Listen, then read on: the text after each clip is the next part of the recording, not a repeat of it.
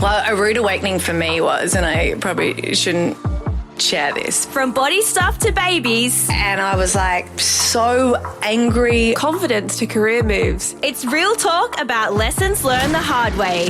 And I just wish that people had given me good advice that I could use. So maybe you don't have to. I was like, oh my God, they obviously know that I'm not worth it. This is Things I Wish I Knew with Abby Coleman.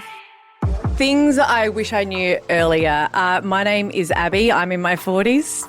My name is Caitlin. I'm in my 20s. And my name's Ash and I'm in my mid-30s. So very different stages of our lives, but we all work together. Yes. I'm on air. Ash is our amazing executive producer and Caitlin is our content producer. And this is all your idea. It is. So high pressure. No, because when you first pitched it to me, I was like, oh, it sounds a bit non-statistical. I don't know if I really should be explaining that because my life is not all together. But you had this idea, why? So I've been here for about 9 months. And in that time, you've given me a lot of advice, some unsolicited. Yeah, I know. That's Some not That's exactly what I mean. I'm like, no one wants that person going, did you know? But I feel like you're really looking out for me, which I really appreciate. You've given me such good advice, and it's from all sorts of things, from work, property, boyfriends, how I should make my coffee in the morning. Oh my God. I sound like I just Don't walk overfroth around that milk. lecturing you. No, I feel like when I was in this industry and I was first started, I don't feel like I had anyone looking out for me. And in fact, I felt like it was the opposite. Like there was such a competition. Yeah. And it was so much, if you're a young girl coming in, you're trying to take my job. And I just wish that people had given me good advice that I could use, because too often people will have to vent what they've gone through. It's like some sort of war story, and it wasn't the case. And I feel like I have made so many mistakes. And you know, when everyone always goes, oh, I'd never live with regret. And I go, I've regretted so much. Like, in all honesty, I regret so much. It's not that I haven't made peace with it. Yeah. But there is a lot of things that I would have done different. And I think if you could say to people, hey, this is my experience, or this is my mistake, and this is what I learned from it, I feel like it's like accelerated learning. Because you're saying like, no, I went through this and now I've learned that I probably would have done things differently, or I wish that I knew this the first time around. Like, that's quite vulnerable to be able to say that. Some people are just too proud to say like, oh yeah, I have no regrets, nothing phases me, blah, blah, blah. But it's actually being very honest with yourself. Thank you. I hope you still say that after I give you some of the advice. I'm looking forward to these gems. Yeah, all right, let's see about this. Are you ready for your first lesson? I'm ready. If there's one thing that I could get people to learn earlier, is correct emotional expression. Now, I grew up in a really loving family. Like, in all honesty, like my, amazing parents and 2 older brothers, but I was a lot. And if you've ever been told that you're overreacting, you're being too emotional, You're too that's not the much. case, you're too much, all of those are so unhelpful. And often they're from people that mean well, but they don't know how to receive those big energies. And also, I would say that maybe you didn't correctly express them. And I would say that's what correct emotional expression would be to me. And to take a step back of talking about, I guess, my upbringing, is my dad, bless his cotton socks, amazing dad.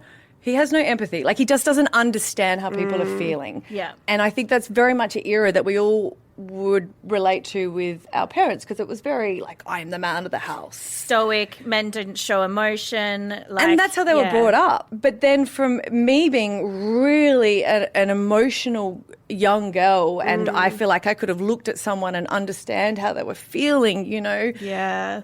And, you look at a cat and you're like, they're lonely, and all of those things. It was just like, oh, gosh, the eye rolling of you're just too much. And I think because of that, I pushed a lot of my emotions down or didn't express them accurately as well. Yeah. So it would either be tears or anger and nothing really in between. And I don't feel like I was kind of heard with that. And I'm not saying this was to blame, but then growing up to be a teenager, I feel like I went into a lot of my relationships like that as well, and wasn't very open and honest with what I would need.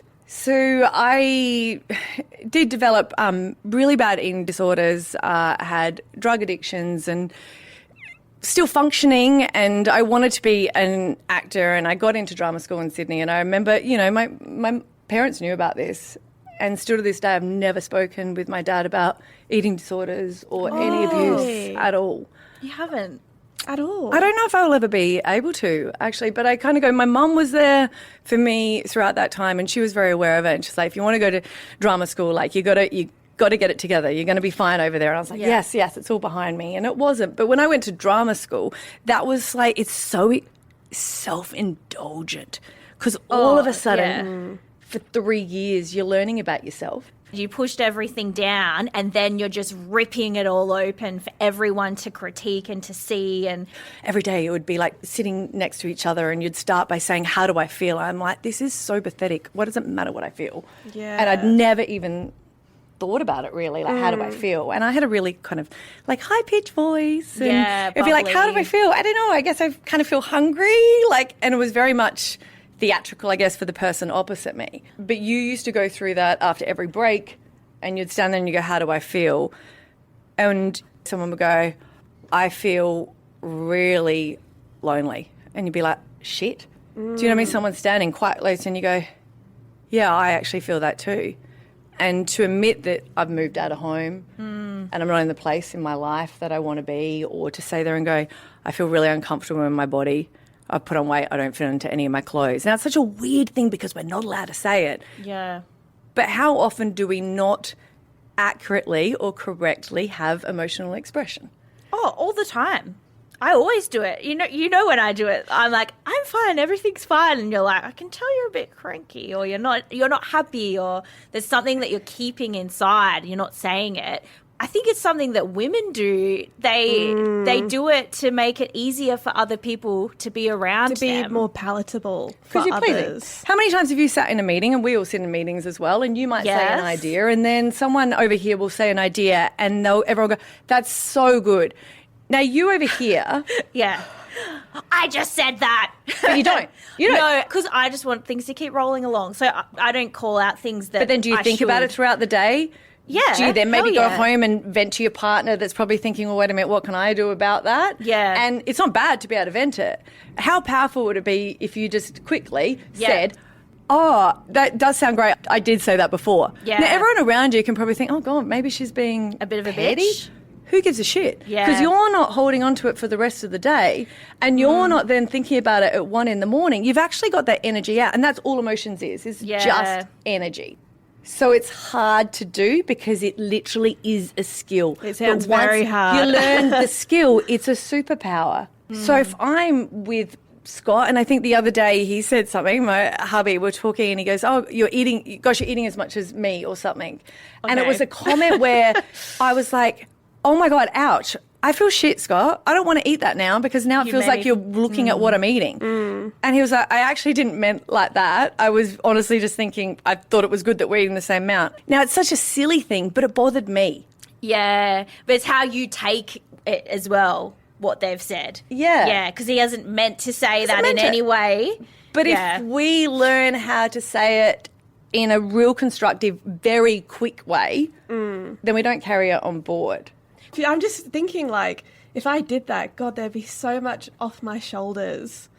Just a quick, I don't know. Just calling something out, or Yeah. just like stopping down the conversation to be like, what did you actually mean just then? Because I much- do ruminate on things. Yes, I know, and I can so see it behind your much. eyes. And that's exactly why this is a first lesson. Do you know when the first time it was when you first like actually did that? When I was at drama school, and I guess this comes back into knowing your own voice, when I first went into there was a voice teacher, and she hated me, so I hated her, just one of those real fair ways. And she was English and proper, and I would walk in there and I'd be like, hi, and she's like, all right, you use your real voice. And I'd be like, this is actually my real voice. I don't really know. She's like, okay, Barbie, let's really get your voice out. And I'd be like, okay, no worries. And she's like, you're doing that to please people. And I was like, that's a weird thing to say. And then it would be week after week, she'd be like, get to your real voice and go out if you're not going to use your real voice. And I was thinking, oh my God, I don't get this. And I remember coming in once and I was I guess, just over it. And I remember just saying to her, and she's like, let's use your real voice. And I was like, I do not know what you want from me. And it was like the first time I said back to someone, like, I don't know what you want. Like, I really don't. And it was a real deep voice. And she's like, how wonderful that is. And I remember thinking, I don't actually have a high-pitched voice. It was kind of a bit of a pleaser thing. You know, it's interesting if you, they don't do it now, but I guess catcalling when you walk past a work site, you know, and you'd be like, but if you turn around and go, hey, don't do that, and you use it in a deep voice, people are like, oh gosh, because you haven't really stuck to those rules of you're the little damsel in distress and we're the, you know. Yeah. So that was probably the first time where I felt like I really sort of just let it out. After that, it would slowly be thinking, oh, wait a minute, I'm actually not happy in certain relationships or in certain situations, and just kind of naming it. But it's not that this is the biggest thing. It's things I wish I'd learned earlier. Like, I constantly stuff up with this. There's constantly times where I will start getting sick. You know, you talk about in holistic ways, or, you know, I'll start losing my voice and I'm like, maybe that is that I'm not expressing myself. Oh, yeah. The same teacher used to show us diagrams that your vocal cords are the same as your vagina. And when you look at the picture of them, I kid you not, they are. If you look like this cross cut of it. Yeah. And she would always say, if anyone was losing their voice, she'd be like, are you sleeping with someone that's not pleasing you? And it would be like, oh my God, I really don't want to talk about this because it's someone else at school. She's like, so this is the same as this. And I constantly think of that. Wow. Yeah.